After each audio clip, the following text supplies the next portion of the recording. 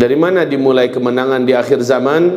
Kemenangan di akhir zaman Rasul sebutkan startnya nanti adalah dari negeri Khurasan. Di mana itu Khurasan? Semua yang ada di sebelah timur daripada Arab, ya. Maka dianya adalah, kalau Khurasan keseluruhan adalah India, Khurasan itu. Irak adalah Khurasan, Iran adalah Khurasan, Afghanistan adalah Khurasan, Pakistan adalah Khurasan, Turkmenistan, Kazakhstan, Uzbekistan, Tajikistan, yang ada tantannya ini semuanya adalah Khurasan. Tetapi Nabi mengatakan ada satu komunitas di negeri Khurasan, mereka memiliki hati seperti gunung. Mereka memiliki akhlak seperti akhlaknya para sahabat. Masya Allah ya, hatinya seperti hati gunung. Kalau mereka berniat ingin memindahkan satu gunung, mereka akan pindahkan. Saking kuatnya hati mereka. Bagi mereka tidak ada yang tidak mungkin. Semuanya kalau sudah ada niat akan bisa diwujudkan. Ini prinsip penduduk tersebut, kata Rasulullah. Dan akhlak mereka seperti akhlaknya para sahabat. Masya Allah. Betapa tinggi Rasulullah mengangkat komunitas kaum tersebut yang ada di Khurasan. Mereka selalu berperang melawan musuh-musuh Allah. Nah, ini ciri khas lagi yang langka. Wahai kaum muslimin yang kami muliakan, Emirat Islamiyah Taliban, jadi saya bacakan hadisnya dulu ya. Apa kata Rasulullah SAW? Awwalu hadhihi al-umur an-nubuwah, awwalu hadzal amru an-nubuwah wa rahmah. Islam ini sejak saya diutus bermula dengan kenabian, wa rahmah, dan itu semuanya adalah rahmat. Thumma takunu khilafah wa rahmah, lalu bersambung dengan kekhalifahan, dan itu juga seluruhnya adalah rahmat. Thumma takunu mulukan wa rahmah, lalu bersambung dengan kerajaan-kerajaan, dan itu juga seluruhnya adalah rahmat. Jadi Rasulullah meninggal, itu nubuwah. Lalu khalifah yang 4 ditambah dengan Hasan bin Ali, berarti 5 ya, pas 30 tahun. Ini seluruhnya adalah rahmat. Lalu setelah itu dinasti Amawiyah yang dimulai dengan Muawiyah bin Abi Sufyan sampai kepada dinasti Utsmaniyah. Ini adalah mulukan. Gelar pemimpinnya tetap khalifah, tapi sistemnya sudah sistem kerajaan. Lamanya 1227 tahun. Ini lamanya. Dan ini sudah berakhir dengan runtuhnya dinasti Utsmaniyah, itu khilafah Utsmaniyah yang ada di Turki pada Maret 1924. Ini sudah berakhir. Tapi Nabi mengatakan dilanjutkan tsumma takunu imaratin wa rahmah. Awas nih bahasa hadis Nabi. Saya berdebar-debar jantung, Pak. Makin hari makin ke belakang, saya amati hadis Nabi akhir zaman, makin tepat, makin jelas, dan tidak bisa dikatakan cocokologi lagi. Ya, saat dibaca tsumma takunu imaratin wa rahmah, kemudian dilanjutkan dengan berdirinya imarat, yaitu pemerintahan skala mini, skala kecil dengan kawasan terbatas, tetapi menegakkan syariat Allah secara total. Tsumma takunu imaratin wa rahmah, disebut oleh Rasul dengan istilah emirat atau imaratin. Nah, wahai hamba-hamba Allah, sejak runtuhnya khilafah Islamiyah Al-Utsmaniyah di Turki, sejak itu berbagai negara di seluruh dunia mencoba mendirikan emirat-emirat Islam yang berbasiskan Al-Quran dan Sunnah hukum dan pemerintahannya. Tetapi rata-rata gagal karena dikeroyok rame-rame. Di Indonesia ada namanya DITI, digagalkan.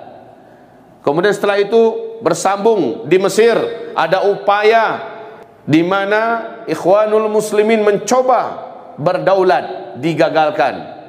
Kemudian Mali mengumumkan Emirat Islamiyah Mali, digagalkan. Di Yaman berdiri Emirat Islamiyah Yaman, digagalkan. Kaukasus atau Shishan juga berusaha mengumumkan Emirat Islamiyah Shishan, juga digagalkan. Gagal semuanya. Tapi yang tidak pernah bisa ditumbangkan, tidak bisa digagalkan, dikeroyok rame-rame adalah Emirat Islamiyah Taliban.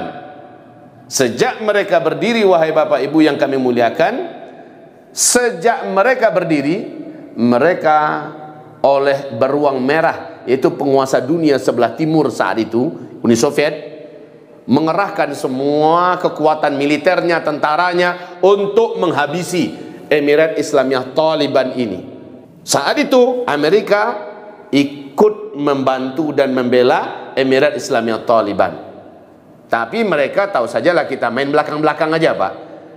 Seluruhnya mengandalkan kepada perjuangan total jihadnya para mujahidin Emirat Islamiyah Taliban. Hancur lebur Uni Soviet. Mereka menjadi negara yang pecah berkeping-keping, kecil-kecil, ya. Lalu yang paling besar sekarang cuma Rusia. Setelah mereka tumbang, Amerika melihat musuh satu-satunya sekarang ini yang paling potensial dan wajib dibasmi adalah Emirat Islamiyah Taliban. Karena dari sana cikal bakal khilafah nanti akan muncul.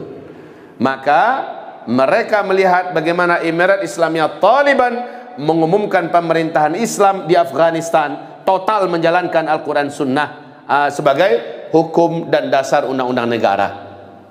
Wow, seluruh media dunia sepakat membuli Emirat Islamiyah Taliban, menyebarkan isu-isu pembusukan terhadap pemerintahan Emirat Islamiyah Taliban. Lalu Amerika membuat rekayasa menghancurkan gedung WTC, ya, 11 Maret. Maka Amerika akhirnya membahasakan inilah dia perang salib. Kita kejar teroris, itu adalah Islam. Sumbernya dan pusatnya adalah Afghanistan. Karena cuma Taliban, Emirat Islamiyah Taliban lah satu-satunya yang masih betul-betul gagah mengumumkan pemerintahan Islam dengan basis Al-Quran dan Sunnah sebagai undang-undang dan hukum negaranya. Dengan itu Amerika gerakkan semua PBB dengan pengumuman perang salib. Kemudian mereka minta bantuan kepada NATO. Seluruh negara-negara Eropa bergabung. Jermannya, Belandanya, Perancisnya, Inggrisnya, Skotlandianya, semua bergabung, bersatu bersama Amerika Serikat mengeroyok Emirat Islamiyah Taliban. Hanya 6 tahun, Pak, mampu Emirat Islamiyah Taliban bertahan. Kemudian Emirat Islamiyah Taliban kembali mundur, ya, mundur, dan lalu Amerika membuat pemerintahan boneka. Ini yang sekarang menjadi presiden boneka dengan pasukan mereka sekarang ini jumlahnya 300.000 militer. Dan ditopang sepenuhnya persenjataannya, alutsista daratnya, udaranya, ya, untuk menggempur Emirat Islamiyah Taliban. Tapi 20 tahun peperangan terlama Amerika Serikat. Ini peperangan terlama, Pak. Amerika Serikat, ribuan tentara mereka mati, yang pulang stres dan gila. Dan tidak terkira miliaran, ya, ratusan miliar dana mereka habis dalam peperangan terpanjang ini. Dan mereka akhirnya angkat bendera putih, nyerah kepada Emirat Islamiyah Taliban. Sehingga Panglima Tempur Amerika Serikat yang bertugas di Afghanistan mengatakan Taliban tidak akan pernah bisa dikalahkan. Itu bahasa dia. Ini baru beberapa hari yang lalu, Pak. Emirat Islamiyah Taliban tidak akan pernah bisa dikalahkan. Padahal itu sudah Amerika, PBB, NATO, semua mengeroyok. Tidak bisa dikalahkan. Dulu beruang merah, yaitu Uni Soviet, tumbang seluruhnya, hancur berkeping-keping. Lalu diganti oleh Amerika, dikeroyok pakai NATO, ya, semua militer mereka ikut. Tapi seluruhnya angkat kaki dalam keadaan hina dan malu. Hina sehina-hinanya. Saya lihat bagaimana video mereka keluar dalam keadaan gak ada gagah-gagahnya lagi, Pak. Keluar dalam keadaan malu, ya. Tidak bisa bicara apa-apa dan tidak punya daya tawar apa-apa Amerika terhadap Emirat Islamiyah Taliban. Mereka dipastikan harusnya 11 September 2021 ini sudah keluar semua, tapi sekarang mereka percepat. Apa kata Joe Biden? Kami tidak akan lagi mengambil risiko dengan mengirimkan tentara-tentara militer kami ke Afghanistan. Kami tidak akan lagi mengambil risiko, ya. Jadi sudah mereka akhiri. Dari Donald Trump yang begitu garang dan ganas, ciut nyalinya di depan Taliban, sekarang Joe Biden mengatakan dipercepat. Sekarang semua dari NATO, Pak, sudah hampir seluruhnya selesai angkat kaki.